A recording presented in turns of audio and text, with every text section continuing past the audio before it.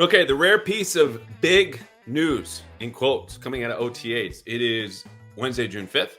Yesterday was the Patriots' last OTA practice of the spring. That will be open to the media. They're going to have a couple more this week. They'll roll that into the weekend and then roll that into mandatory minicamp where we will get real substantive stuff to talk about. Still with a lot of the same caveats, though. It's not padded. It's a lot of installation.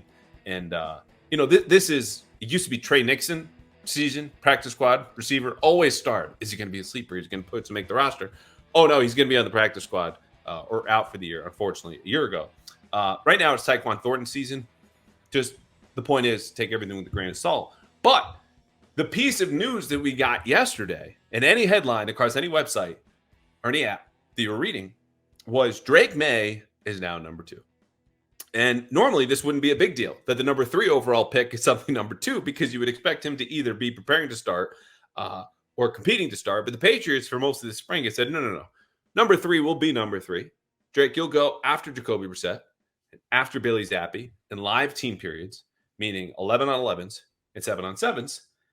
And if you've listened before, you know my take on that was, look, okay, I don't love it, but I want to know the total reps. I don't know the order in which they went. I want to know how many Jacoby had, how many Bailey Zappi had, and how many Drake Maye had, because they need Drake Maye to get good as fast as possible before the New England Patriots think about getting good again as a team. The only way that happens is to give him more reps. Well, in talking with Mike Giardi last week, we broke that down. Drake Maye had more reps than any quarterback in last week's OTA practice. And for the record, the media gets to see 3 out of 10. So these are small sample, glimpses, limited. Ton of noise in our evaluations ongoing as far as looking at this new team, the 2024 Patriots, but we push on. And so on Tuesday, not only did Drake Maye go second in these competitive 11 on 11 and 7 on 7 periods, which was mostly in the red zone. And that's such important context because, you'll hear people at the opposite end and the hardline stance of like, oh, it doesn't matter. You need to complete your passes. Look, red zone work favors the defense. That's it. Go at any team, at any level, any practice, any game. The best quarterbacks in the league last year, NFL, completed fewer than half of their passes inside the red zone. So when I tell you that Jacoby Brissett yesterday was 9 of 19 in team periods, that Drake Maye was 6 of 10 and Bailey Zappi was 4 of 8, not as bad as it seems. However, those are not the numbers that I care most about. And we'll get into the specifics of the 11 on 11s and break down Drake's day. The numbers that I cared most about, again, the total reps for the quarterbacks. Jacoby Brissett had 25. Then Drake Maye went second. He finished with 14. Bailey Zappi had 10. Joe Milton had 4 and should probably start to be thinking about different plans for this summer. But as far as Maye goes, because this is what everyone wants to know, how does the kid look? How quickly, how close is he to getting good so that the Patriots can take off? Something we really won't know until the middle of training camp, but it's June. We got to talk about something. What I would say is my observations in this one practice matter less than the quotes that we got from coaches who have been around him every single day and from Maye himself. Now, I say that understanding and freely admitting and acknowledging that the coaches are never going to air out their crap to the media, particularly about a 21-year-old quarterback they just drafted 3rd overall. Okay, they'll be honest to a point, but it's not in their best interest to say this play sucked, that's why. He broke down. This is inexcusable, like they might in a team meeting. Okay, it doesn't do anybody any good.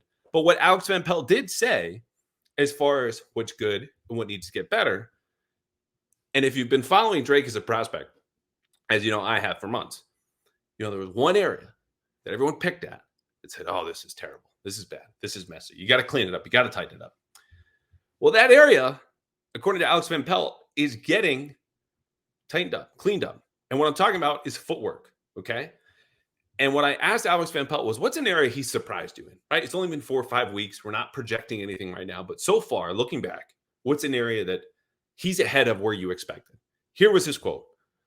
I'd say the ability to pick up the footwork changes. It's a big change for a guy to come in and completely change the footwork, but we did it right away and he's embraced it. Now, the reason he said changes is because the Patriots actually involve 4 or 5 different types of footwork.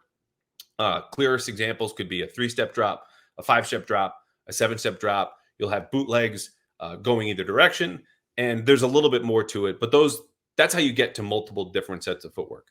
And so the area that Alex Van Pelt said they're continuing to work on, that needs to be picked up a little bit for Drake Maye, is that it's just relaying the play calls. Like, this is a dude who would make plays, like a lot of college quarterbacks, look to the sideline, pick up some sort of visual signal, go into the huddle.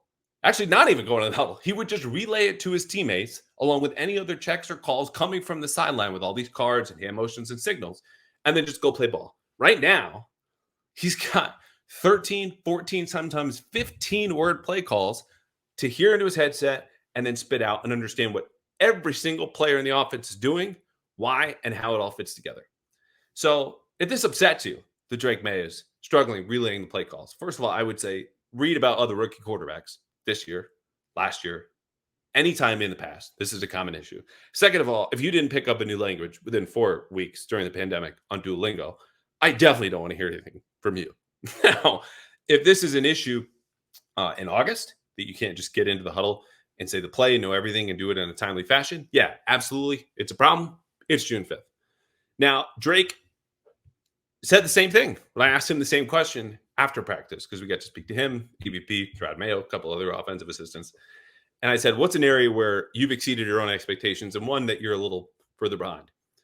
In addition to fixing his footwork, the next area you would want for Drake Maye to walk down a path that says, I'm going to lead you where you want to go. I'm going to be a franchise quarterback, and I'm going to do it quicker than you expect. It would be his mastery of the playbook. And the area that he has exceeded his own expectations so far was exactly that. He said, I know the formations. I know the terminology. I'm comfortable with it. He even called himself a pretty smart kid. So he's fairly secure and confident, something we knew going into this Drake Maye experience anyway. But that checks off the 2 biggest boxes for Drake right now, as far as we can go here in May. OTA is coming up on minicamp.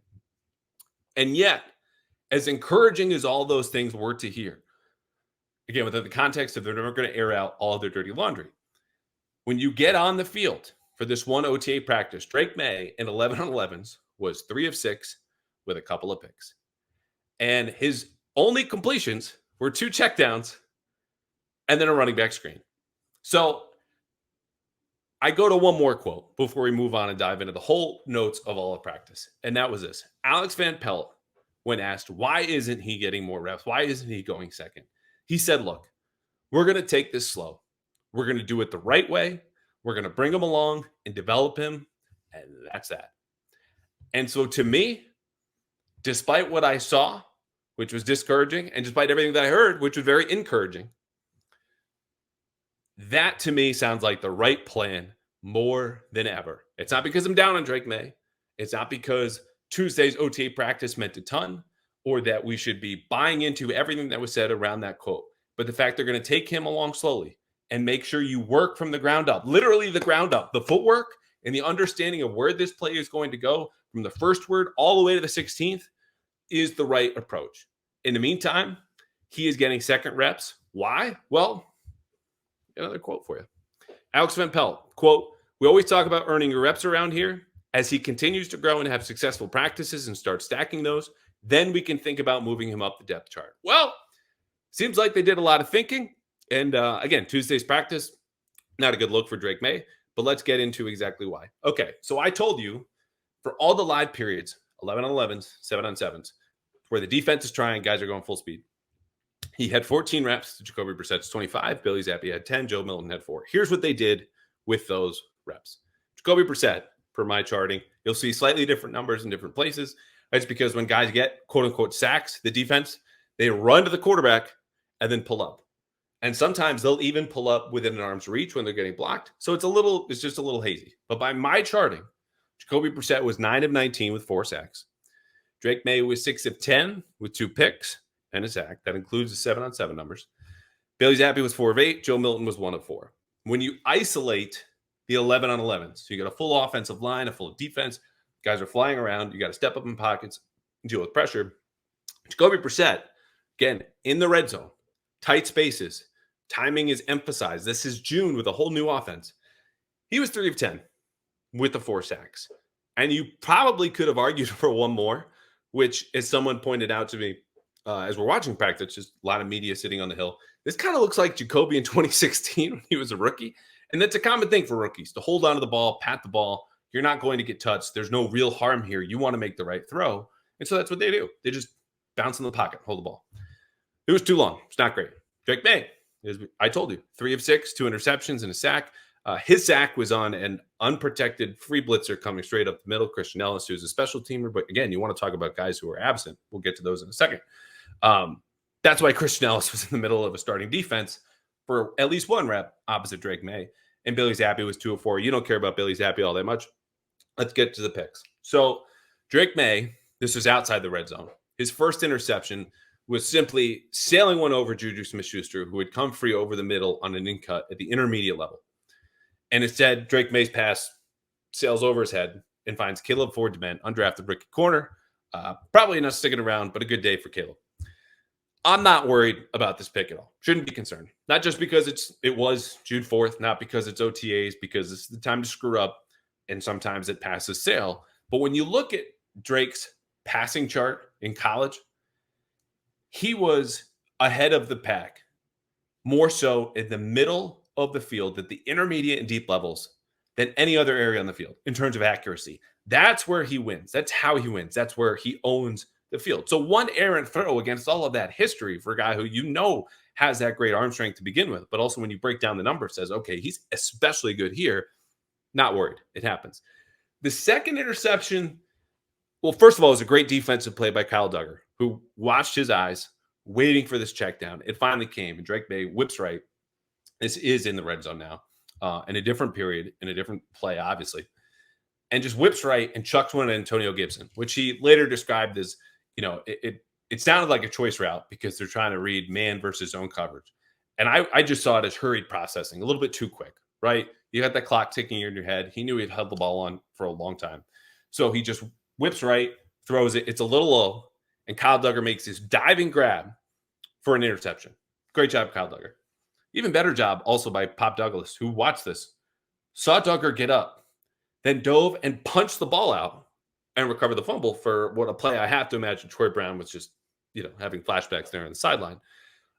Again, no one is freaking out about interceptions as OTAs, but that type of hurried processing would have me a little bit more concerned as far as, okay, if I'm in the meeting afterward and we have to address these, okay, that's the first low light I'm throwing up there. Just play a little slower if you need to. Throw it away. You can't be chucking the ball just to get rid of danger. We're not playing hot potato. Okay, the ball's not lava. We need to get through your progressions, and if you get through them and there's nothing there, boom, out of bounds. Not much to say about Jacoby Brissett. Again, it was a hard day overall for the offense, and it wasn't just on the quarterbacks. And again, we'll have practices like these when they're in pads. We're getting closer to the season. They should be weighted a little bit more. And I'm going to tell you not to freak out. I want to see some trends. I want to see a bigger sample. But when we're diving into the details, this is what you get. For the receivers, not a banner day for them either. KJ Osborne had 2 drops. First one's a little tough. Back shoulder. He's going left to right across the back line of the end zone. Brissett tries to really rip one in there. But you get 2 hands on it. To me, even though you're going the opposite direction, counts as a drop. Juju had a drop, also had the most targets. Here are those target leaders. Juju Smith-Schuster caught 2 out of 5. Demario Douglas, 3 out of 4. KJ Osborne, 2 out of 4. JaMychal Hasty, backup running back, 3 out of 3. And tight end Hunter Henry had 2 out of 3. Also a nice slant touchdown against Kyle Duggar. So there's a lot of love for Pop Douglas in other places based on this one practice. To me, all 3 of his catches were in 7-on-7s. He's working over the middle of the field. I just temper expectations because, again, 11-on-11s is where you're really going to measure these guys, quarterbacks, receivers, certainly pass protection, obviously. And I would just wait. We know what Pop is. You need to see him more consistently. 3 catches, all in one period. Fine. He stood out mostly because of the players we just mentioned. Juju had a drop. KJ Osborne had 2. Oh, and Jalen Polk and Tyquan Thornton combined for as many catches as you and I. So that's that. Again, worried? No, but you want to see more from a group that our guy Mike Jardy, stink, stunk, if you wanted to, could have taken a victory lap yesterday. As for the offensive line, here's where we were. Oh, the player absences. Let's get to those. And start with the offensive line. Micah Onwenu, nowhere to be found. Chukwuma Okorafor, not there. Cole Strange, as we know, going to be out deep into the season. In addition, Matt Judon was gone. Jelani Tavai walked into practice in street clothes. He had an offseason operation procedure. I don't know exactly. Still digging on that. Josh Uche, Jonathan Jones, Devon Godchow, Marcus Jones, Sione Takitaki. So it's mostly defensive absences, but just not a practice, again, that's representative of the team that we're going to see week 1, 2, 3, 4, 15, 16, etc.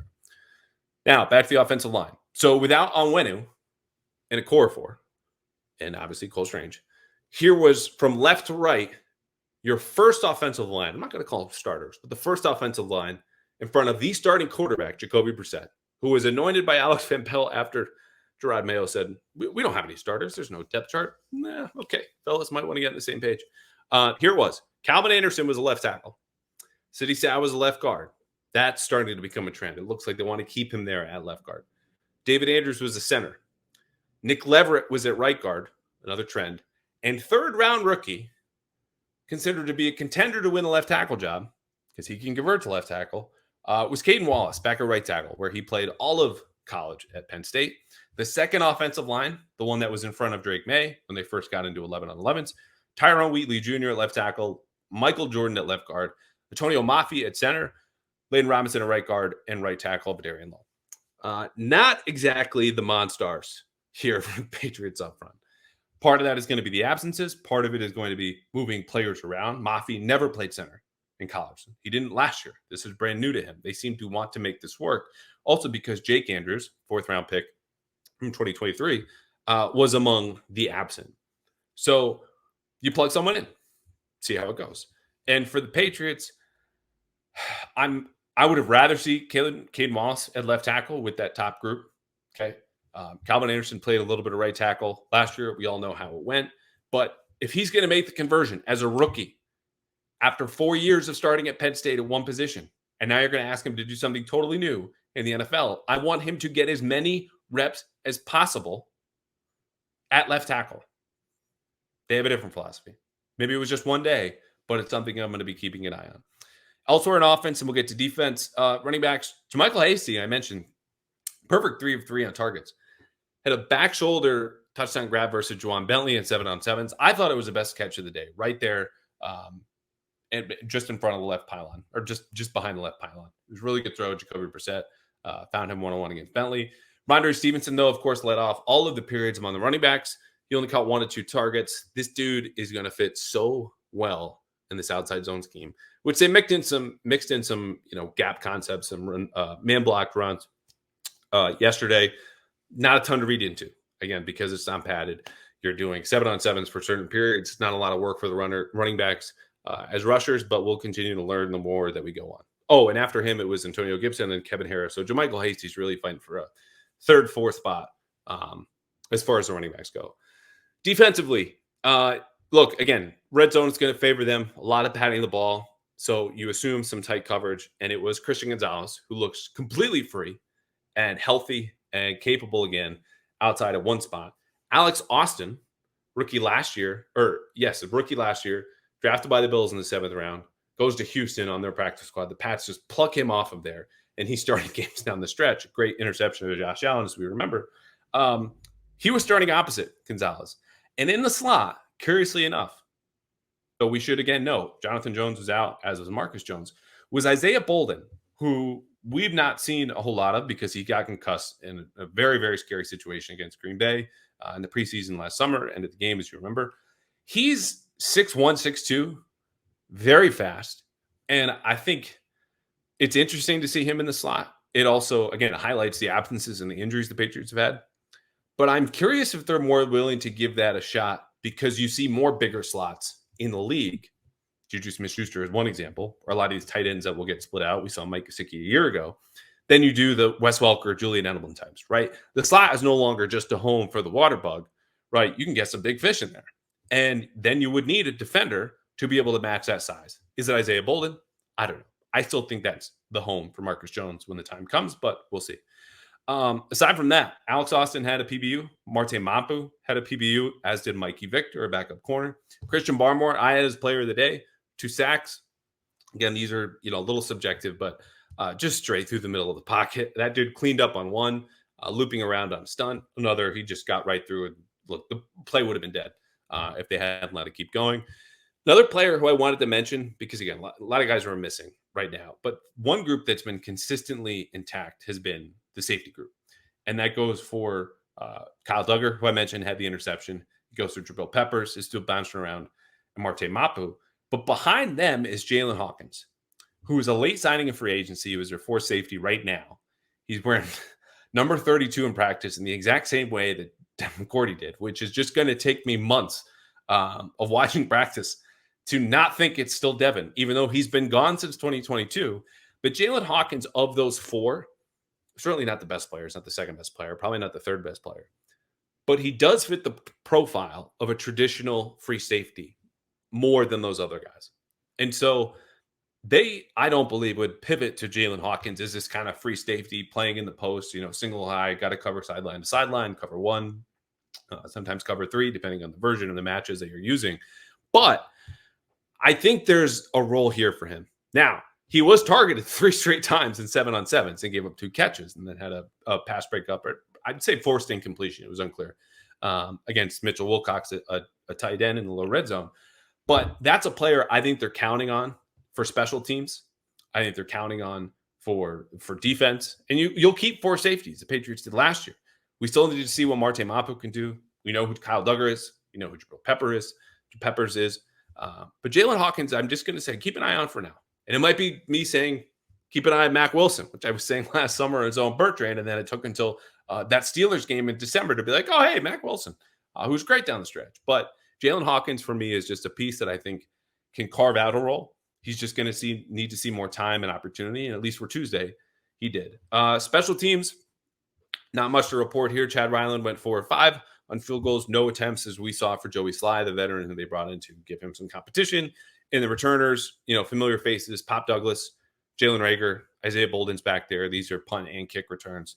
Marcus Jones, as you know, will get a good shot. You could argue probably the Patriots have one of the deeper return groups in the league. Not that I have all 31 other depth charts off the top of my head, but like Marcus Jones made All-Pro as a rookie in that role.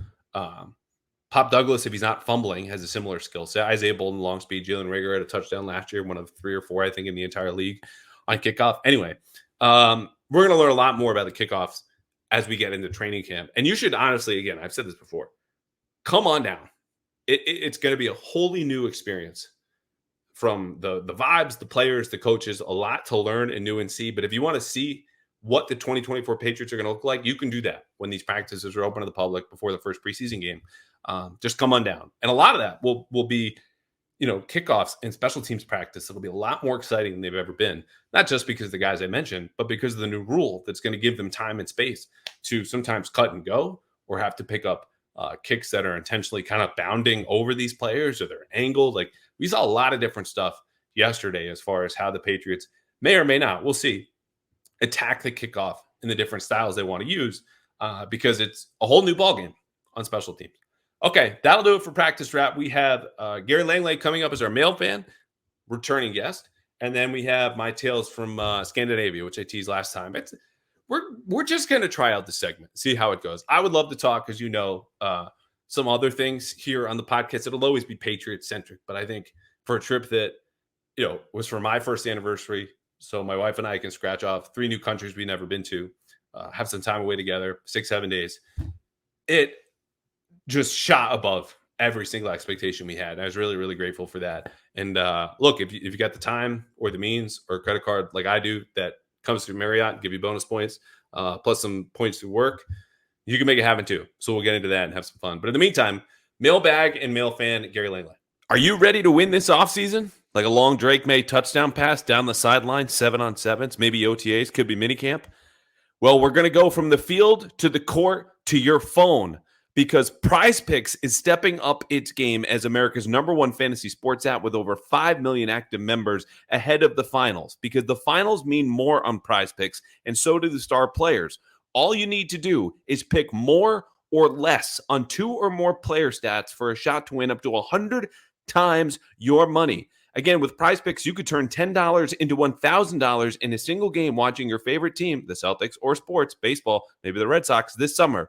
You just make a PrizePicks lineup in as little as 60 seconds, need to make a pick or more on 2 to 6 player stat projections, and you're locked in. That's it. I've used it for the same reasons I just outlined. It's simple, it's easy, and if I'm watching the Sox at home, heck, I'll fire up PrizePicks, put a little money down, and get a lot more back. So download the app today and use code CLNS for a first deposit match up to $100. Again, that's code CLNS for a first deposit match up to $100 on PrizePicks. Pick more, pick less. It's that easy. Okay, as promised, Gary Langley now joining us again for the MailFan segment. Again, if you want to be on the show, donate to Boston Children's Hospital, as Gary has. He is joining us from the West Coast. He has a question that I did not get to a month ago. So you can even come on this show sometimes because I forgot about you. And in this case, Gary, I did not forget about you. Thank you again for coming on. Your question was about the 2023 draft class. So I'm going to read you your question. You're going to answer it, and then I'll dive in after that. You wanted to know which draft pick from last year I believe will not be on the team come week 1 of the season. So to refresh folks' memory, and you were kind enough to list all of the draft picks for me in this tweet as if I had forgotten. Did you think I had forgotten who they drafted 14 months ago? It was for my actual own intelligence or lack of. I just needed to remember who I thought or didn't think was going to answer my own question. Okay, very good. So Christian Gonzalez off the board, Keon White off the board, Marte Mapu off the board. They're all going to stick around. Here are the day 3 picks. Jake Andrews, center guard out of Troy. Chad Ryland, the kicker we know. Sidney Sal, your right guard last year, probably your left guard this year. Antonio Mafi, interior lineman. Keishon Boutte, we know. Bryce Behringer, the punter. Pop Douglas, he's off the board. And Isaiah Bolden, then a 7th round rookie out of Jackson State. So your answer to this question would be what? If I had answered this a month ago, I would have said either Antonio Mafi or Jake Andrews, one of them playing for a spot and the other not making the team. Now with Cole Stranger's injury, I am expecting him to have a 0% chance of being available and active week 1. At best, you're talking pup. I still have a suspicion that this is a more severe injury than is being let on, and am not counting on him at all this year. So I think Jake Andrews and Antonio Mafi both have a darn good shot of making the roster and being active for week 1. So my answer would now change to Chad Ryland, who I still do not think will make the roster, and Isaiah Bolden not making the roster. I think those two would be the ones that are on the outside looking in. Interesting. So I just wrapped a recap of everything I saw at OTAs yesterday. And one of the notes in there, which again, it's early June, voluntary practice, all that stuff, was Isaiah Bolden playing in the slot, which is a little unusual for a 6'1", 6'2" corner, but a guy who otherwise I think was going to at least be on the dead of the bubble before he got hurt last year because of his traits. You can develop him. They needed corners. You're signing Alex Austin right later in the season, and then he's starting towards the end of the year. I agree with you in the sense that I think Ryland is certainly at risk. You understand that from the positional battle. I disagree in that I think Jake Andrews could be on the way out because I made a point a couple of weeks ago about the transition in Elliott Wolf and that the draft picks that were made by let's call it the Belichick Grow regime, it's really just the Belichick regime, are not as safe with the new guy at the top, right? He wants his own players, wants them to come in here. Jake Andrews was someone who was, by the consensus board, overdrafted, a little bit lighter, a little bit smaller, but came in with the Cole Popovich stamp of approval, meaning this guy who used to be the Patriots, mind you, it is a stamp. It is not a prick. It is not a shot. It is not a vaccine. It is just a stamp. Cole Popovich stamp of approval. Because he used to be on the Patriots staff. That mattered a lot to an organization that increasingly had a smaller inner circle. So my picks for this are Jake Andrews and Keishon Boutte, who people don't want to hear about. But this is a very young draft class, another one I don't think the Patriots are going to be as attached to. What would you feel one way or another if it was Andrews or Boutte? Andrews, I still think is a good pick. Given that Antonio Mafi, I think I read from maybe yourself or Doug, was taking reps at center. I think Jake Andrews' best chance is being the backup center and potential replacement for David Andrews down the line. And if people are already taking backup center opportunities away from him, that's not a good sign for Jake Andrews. So I think that's a good possibility. Keishon Boutte, I would like to know if he's actually available and maybe not on a commission or exempt list. I mean, who is his PR firm? Is it the Wolf from Pulp Fiction? Because he got arrested for a misdemeanor for gambling. What was it, in January? And we haven't heard a peep since. So excellent job by his team in covering up that story. If he's available, I also think that there's a good chance that Bourne starts the season on the PUP list. I have not been too encouraged by how the reports are coming out of how he is looking. And I see KJ Osborne or Juju Smith-Schuster being on the outside looking in.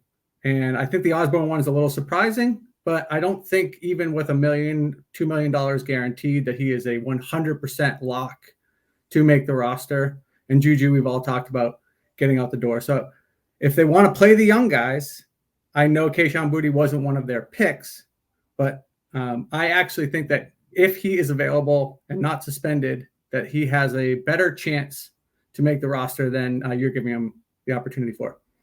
Yeah, it a lot hinges on those veterans, right? You know, Osborne, I think, is going to make the roster. Tyler Hughes, their new receivers coach, for people who understandably would not know who Tyler Hughes is, was talking about how he's picking things up. He's a veteran. He's versatile in the room. You know, he's someone they envision as a starter. Juju, obviously, is a trade candidate, depending on his summer performance. But even if he plays well, you might feel like you're selling high and want him out anyway. But besides that, Pop Douglas is not going anywhere. Kendrick Bourne, yeah, maybe starts on PUP. He expects to be ready for week 1. We'll see.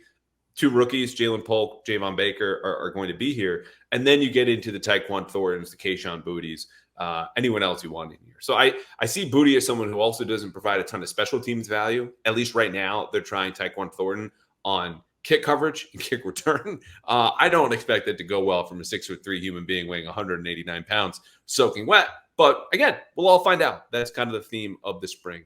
All right, we have 2 more questions here for you, which I've not shared with you, but this is the bonus of sometimes being the mail fan in the middle or late part of the offseason. Are you ready for these 2 questions? As ready as I'll ever be. Let's do it. Okay. Number 1, Lawrence is asking, of the perceived weaknesses on the 24, he puts /25. Let's just stick to 24. On the 24 Patriots, players, position, or coaching staff, who is the best chance to be considered a strength at the season's end? So he wants like a sleeper, basically, a coach or a player you think is being underrated. This is going to be kind of cheating because I brought this person up in our last fan mail segment. The media, the beat is underrated. Underrated. Yes, here we go.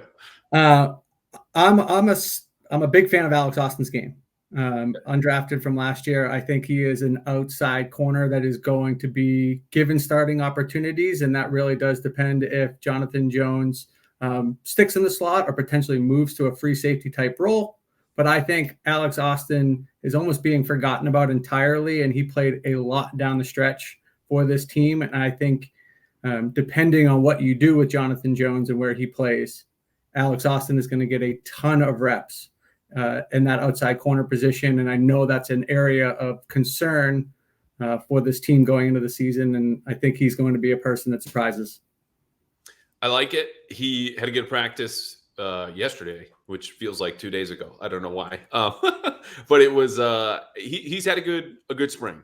And I think we still all want to see more. He made the big highlight play against Buffalo last year with the interception. I think it's worth monitoring because Jonathan Jones honestly might be best served as your utility man moving forward. 32 years old, can play in the slot outside if you like, maybe free safety in a pinch. But they'll see, because I think if Alex Austin does emerge, that would then free up Jonathan Jones. If he doesn't, then I feel like you probably feel compelled to put the veteran starter out there. I'm going to go with running back because I think this includes a guy like Taylor Embry, who's new to the staff, cast off by the Jets, who didn't want him anymore.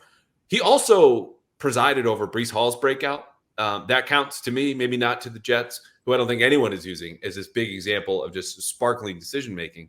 Now, again, I don't think Taylor Embry is some Hall of Fame coach, but Stevenson is on contract year. We know he's the best player on this offense, arguably. Maybe Mike Onwenu has something to say about that. And Antonio Gibson, I think, is just being a little underrated by folks who know him as the guy who fumbled his way out of Washington. And that's the biggest problem a running back can have. Aside from showing up late or sleeping in on Sundays, Gary, you can't fumble. I think we're all aware and understanding of this. But he's a guy who I think envisions and knows he could be a number 1 and says, I'm here to be a number 2. But between his pass catching, his ability to run between the tackles, as a power back, the dude's 230. I like him as kind of being underrated right now. And if they can run the ball enough, meaning the game situation allows them just to hand it off, I think everyone goes, Stevenson and Gibson is one of the better, maybe not the best, but 1-2 punches in the league at running back. Yeah, for sure. And if Jacoby Brissett is going to play more than half of the season, they're certainly going to get a lot of opportunities, those two, because the game plan is going to be run first to set up the pass. And they're certainly more explosive at that position than they were last year. And Antonio Gibson fits into an offense that I think is going to suit his strengths. And obviously, he's going to give them a little bit more passing firepower out of the backfield. And I think that's a great pick. I think those two, especially with Ramondre getting a little closer to that contract conversation, is going to leave it all on the field.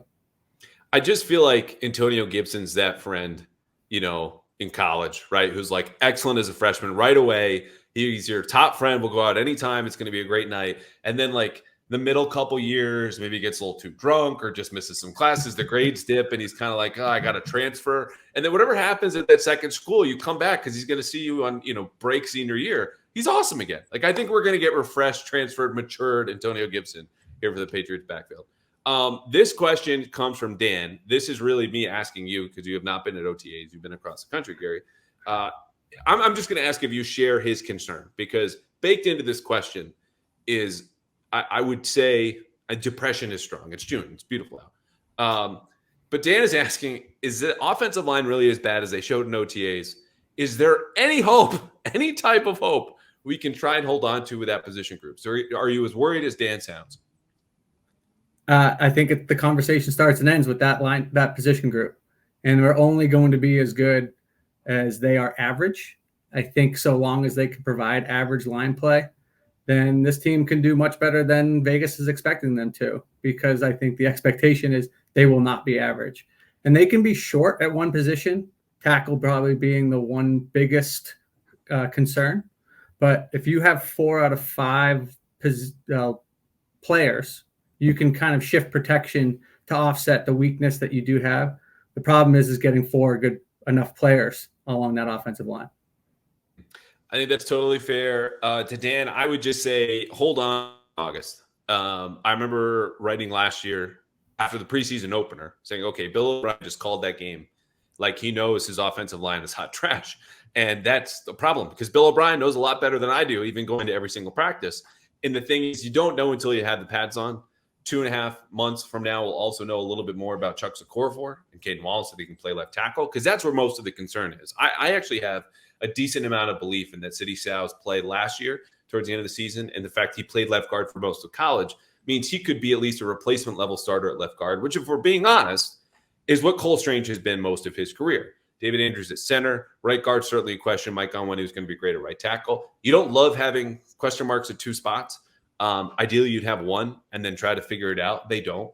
But I would just say patience is my only thing. It's a new system, new coaches. The patience might not pay off, but there's nothing from OTAs that I can tell you right now, this is a disaster or it's totally going to work out. You need, especially with the offensive line, to see them put pads on first. And then we'll all get to watch the preseason all at the same time. All right. I sprung those 2 questions on you. You told me you had an idea, I think, a pitch for an episode. And I said, don't tell me.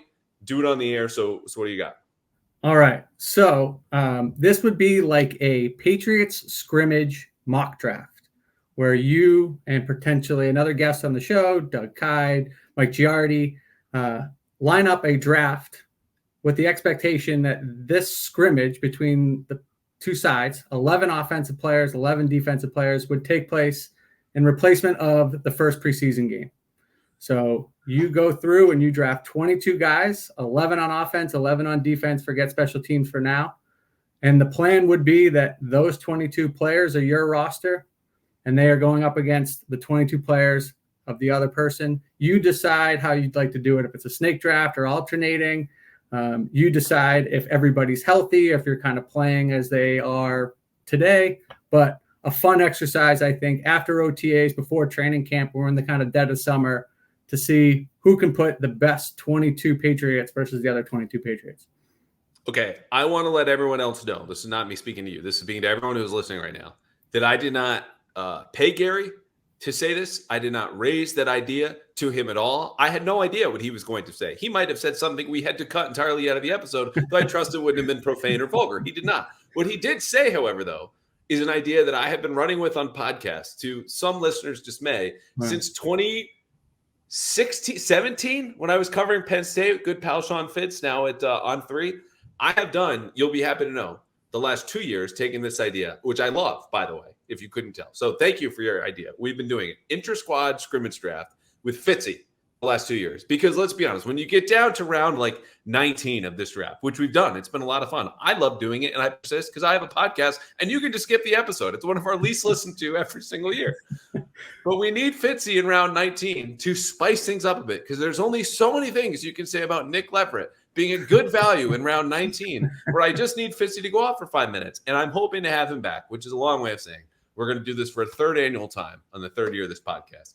And I'm glad you brought that up, because seemingly no one else likes this idea, with the exception of a couple people who just get angry on Twitter. But it's my podcast. I like it. You do too. So we'll at least have one, if you could offer a reply, feedback to the third annual pass interference inter-squad scrimmage draft.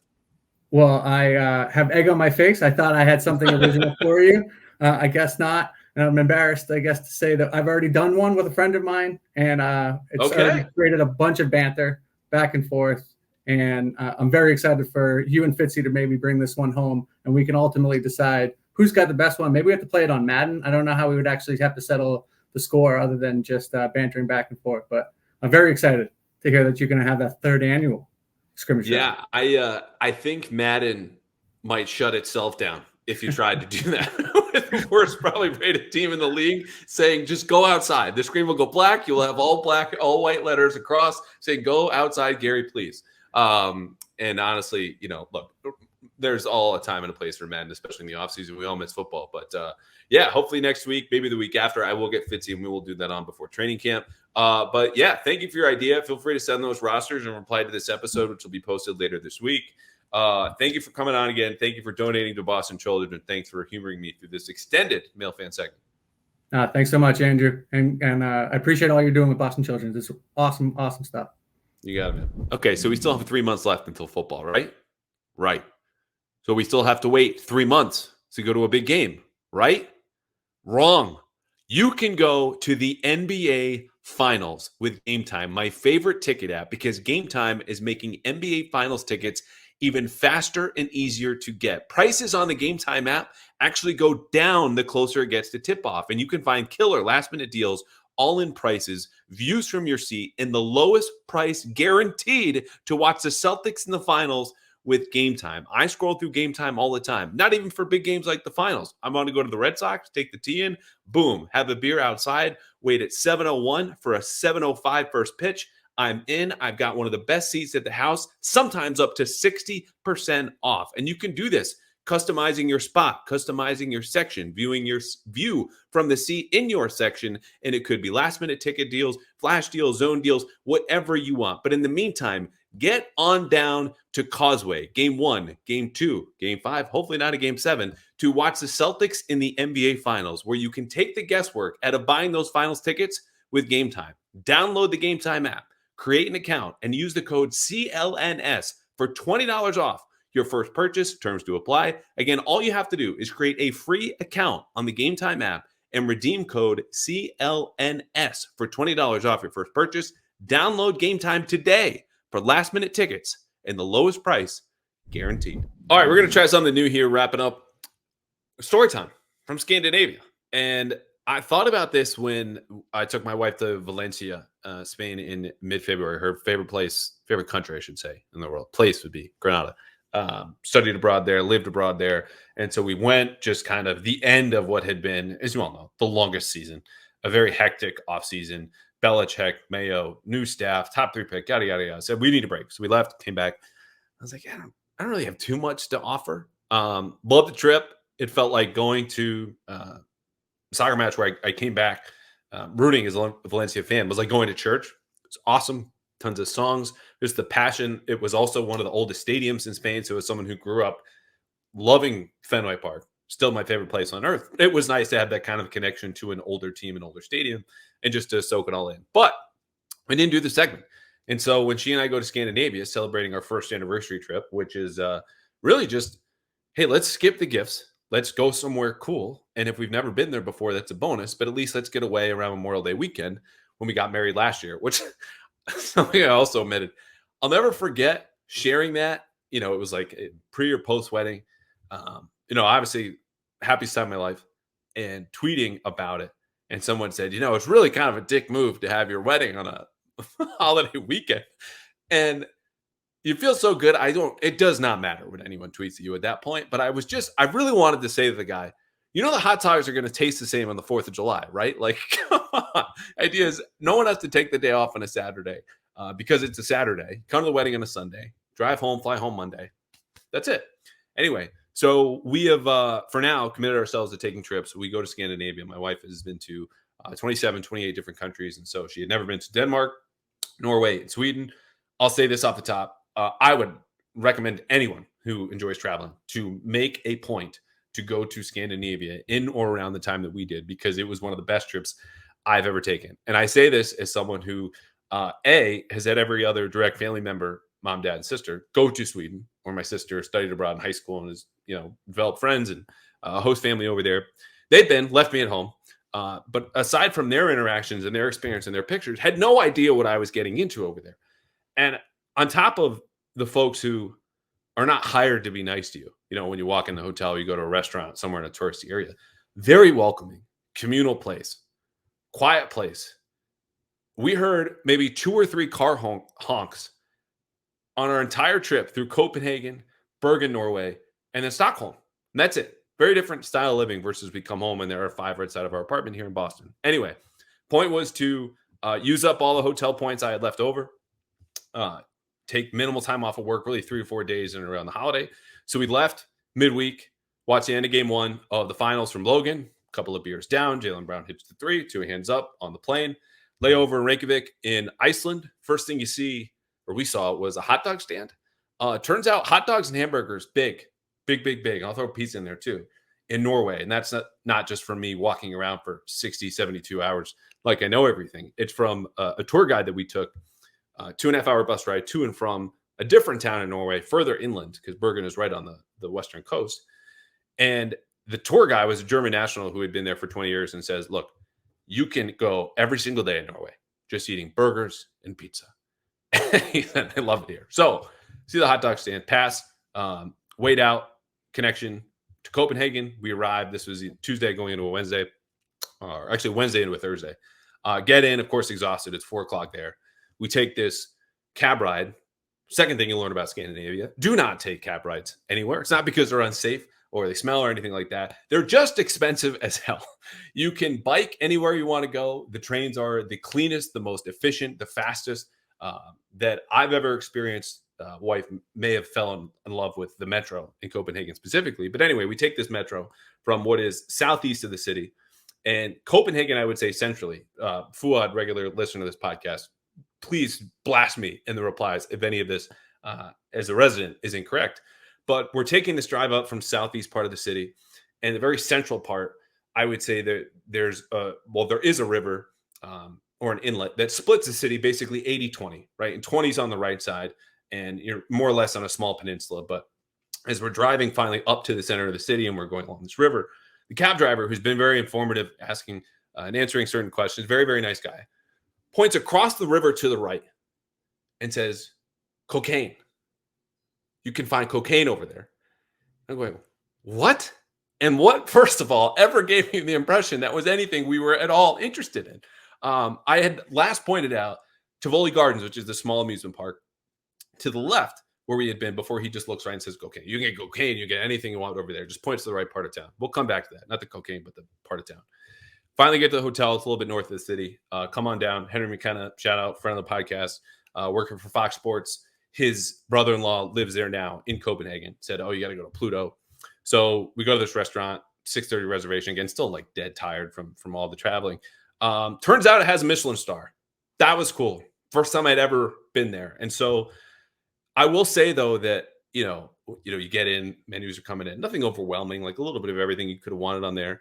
And my wife usually likes rosé in the summer. So she goes with the white wine. And somehow in like the 15 minutes I had to look over the menu, decide everything that I wanted, kind of panicked when it came to what do I want to drink for the first time now here in Denmark. So I also went with white wine. And I mentioned this because, again, we're in a Michelin star restaurant. I had a pretty good sense that even as someone who is always cordial, tips exceptionally well, this is before we got to the check, but, knows what it's like to be in the service business. Very patient, understanding all that. Had a real good feeling this waiter did not like us. And so my best theory in retrospect is that I had ordered the white wine, again, panicking at this point. And what I wanted for dinner was, some sort of sirloin cut that also, so liver was in there somewhere. There was this crunch, there was this bread. I don't know what happened, but it was delicious. And it probably didn't pair exactly with the white wine I had ordered. I don't know. Not an expert. Don't drink a ton of white wine. But anyway, Pluto was fantastic. We took a small walk to a cocktail bar and had one or two there, walked back home, call it a day. So Friday was packed, went to Tivoli Gardens. Again, it's an amusement park where if you had to babysit two kids you had never met before, this is a home run. Like, it's not too big. You could get lost. You'll find the kids eventually. They've got rides. Again, if you would just imagine like all of Boston Common, first of all, doubles in size, but it's just an amusement park in the middle, arcades, rides, actual gardens in there, different smaller restaurants. We go there for a couple of hours. It's at the top of every list of where you got to go in Copenhagen. Had a really nice time. Set the record on the whack-a-mole. Not a big deal. Second on the boxing in the arcade. But anyway, we walk around. Starts to rain. We go down this long stretch. I believe I know I'm going to screw up this pronunciation. It's called Stroget, I believe, which is their long, basically Newbury Street, right? This is the street you need to see. A lot of shops, a lot of people going around, touristy spots. Just getting a whole feel for the downtown because we were staying a little north or the northern part of the city. And, late afternoon, fatigue starting to catch up again, just all the walking you hadn't been used to, which was great, again, just to walk out and about. So we stopped to a war museum, and this is getting closer to the eastern part of the city.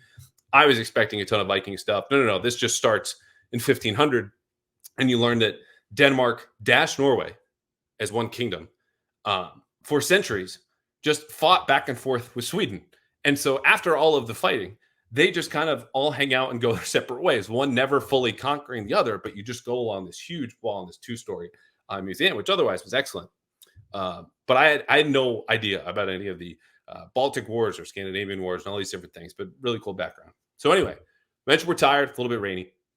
We're getting close to this eastern part of the city where, again, the cab driver had just pointed and gone, if you want cocaine, it's over there. Come again? So I said, okay, I looked into this, now telling my wife. And what he really meant was that there's this part of the city called Free Christiania. And in the early 1970s, there had been a part of the city that had been abandoned by the military. It used to be a base. I'm not sure if it was a Navy base or what.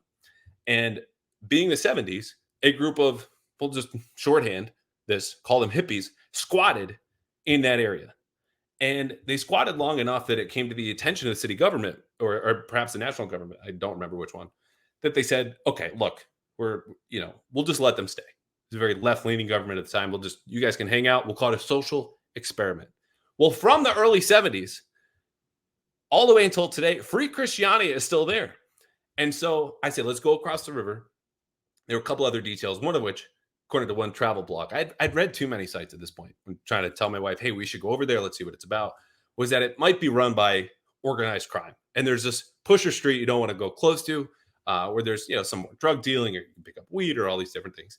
She goes, you want to go visit on our first day in Denmark, first full day in Denmark, to this place run by organized crime? I'm like, yeah, of course. Why not? Anyway, not a fair description. It's very much more in the communal. There's no violence. There are also a couple other rules that you need to be keenly aware of before you go over there.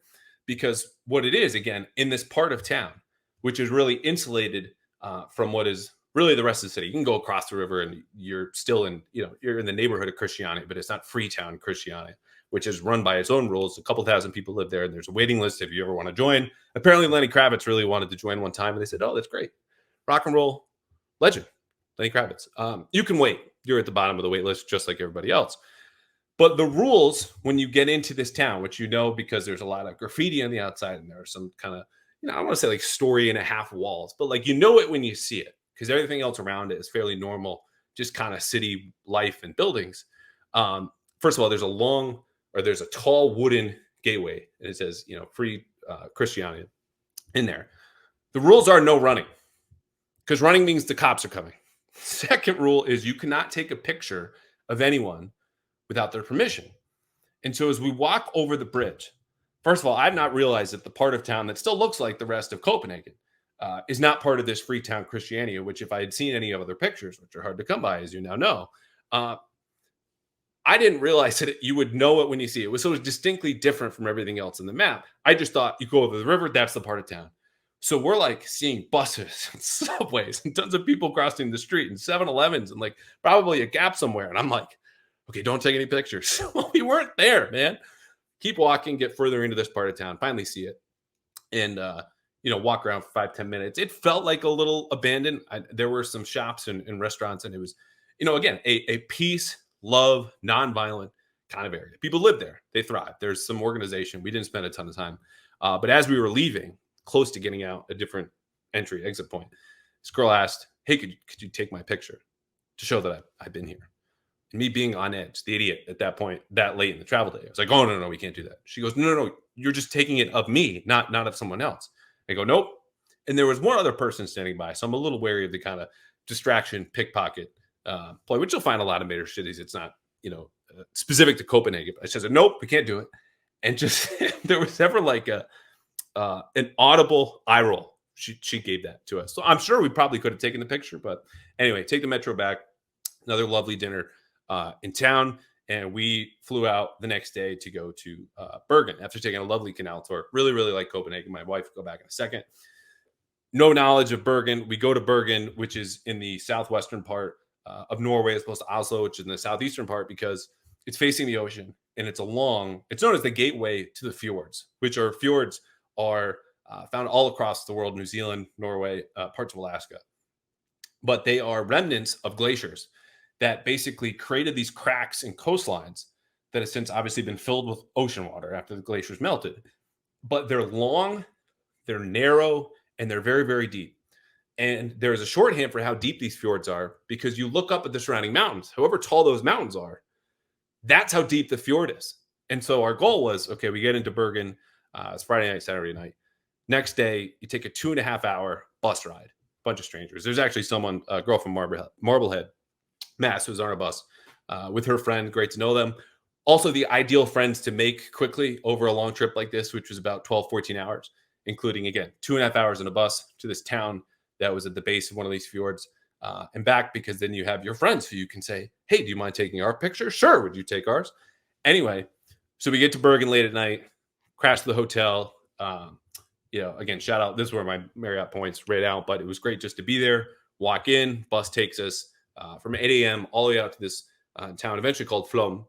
And it's just amazing. Like I have never seen a more beautiful, spectacular part of the world than where we drove in Norway and then got to this town, took a ferry, one-way ferry through the fjords. Again, these deep inlets with these tall mountains covered in forests, and there are waterfalls poking out. You can hear them in the distance, and there are probably a couple hundred people on this ferry, which is like a standard ferry you would find, anywhere in the U.S. And it's got a couple levels to it, and it's, I don't want to say luxury ferry. There's a bar inside, because there's a bar everywhere when you're on vacation, but it was mostly silent, because the best way I could describe it, and I would just say, look at the pictures that I posted on Twitter when I came back, is like you're going through this area you would only see in Game of Thrones or Lord of the Rings, more specifically. Just breathtaking in the best type of way. And so you're on this ferry, a couple people are chatting, but everyone is just gawking the whole ride. And you hear the motor, and it's just deep crystal blue water and towering mountains. And you can see snow in the distance on some of them. And that's what's coming all the way down through the waterfalls. And so we end up in another small town, quick lunch break. At this point, it's the middle of the day. Take a bus all the way up to the top of one of these mountains, and there's this overlook where you see the fjord out in front of you. And some of these stretch for 25, 30 miles, or even longer. Like it's not a lake, it's not a pond. A lot of them have twists and turns, but it was just some views you never forget. This was one for me. So highly recommend. Take the bus all the way back. I'm listening to podcasts, catching up on the Eastern Conference Finals, the Western Conference Finals, and we get dinner, walk back to the hotel, crash again. Next day. Okay, so this was Sunday. Spent the whole day in Bergen, and Bergen is the second largest city in Norway. Only about 230,000 people. And I say that because it wasn't like a small city, but basically you walk downtown, they've got these two long, what feel like docks, but they're basically peninsulas. And the rest of the city is kind of up on the mountainside, the hillside, similar to what I just described. Again, tons of forest, but the houses are built into it. And so we took a funicular, this very steep, single track train. It goes up and down. It's all it does all day, taking tourists to a lookout over the city. I tweeted this picture as well. And I have no reason in my life to ever go to Bergen or want to go to Bergen. I think of Bergen, I think of New Jersey, a place I want to avoid. From now on in my life, I will go there whenever it's even remotely possible within the context of another trip, or we just have some time. And it's not easy to get there. Norway is a famously expensive country, which I found out the hard way. I'm talking about, I don't know, a burger for $22, which is also kind of like Brookline, but here we are. So it was spectacular. And we come back down, go back into downtown, which you can see a lot of obvious tourist traps. There's a Starbucks here. There's McDonald's there. There's an Irish bar, which is the Scruffy Murphy's, I think it was called. Walk into an ice bar. First time ever doing that. That was a blast. And the only thing I wanted to do in this full day in Bergen was to stop at the, we mispronounced it. It was football football bar. Because they had a team in town, SK Braun, that had a match. It was kind of close to our hotel. Couldn't find a way to get tickets. Stadium's only got 17,500 folks, and just couldn't do it. So I said, all right, we'll do the next best thing and watch at a pub. And the bartender at our hotel, really, I don't know, like we got dinner and he brought us food, even though he's serving everybody else drinks. Said like those actually are pretty good spots to go downtown. The Scruffy Murphy's bar. There's another place. Didn't work out, so we go to the football pub. It's a little bit further in town. Walk in. It's just all middle-aged dudes enjoying their soccer on a Sunday. And this is what I want. Just a pub and a beer and to hang out on these old worn wooden tables. We go inside because the outdoor patio is packed. And it was a lot of fun. Home team scored in the first half. They're up 1-0. They give up 3 in the second. But the team they were playing in Norway was the second best, I think, in the league last year. And so that team is in a city above the Arctic Circle. Again, everything in Scandinavia is a little bit further north than pretty much anywhere else in the U.S. And so they lose amid, a lot of action back and forth. But anyway, right before we leave, I leave my wife at the table, go to the bathroom, take the tab. We're about to leave, go back. One of these dudes who's like probably in his 50s, in a capris, hunched over, 2 fists down on the table, like he's a gorilla, like ready to stand off. But instead is hitting on my wife. They come over before I can get a word out.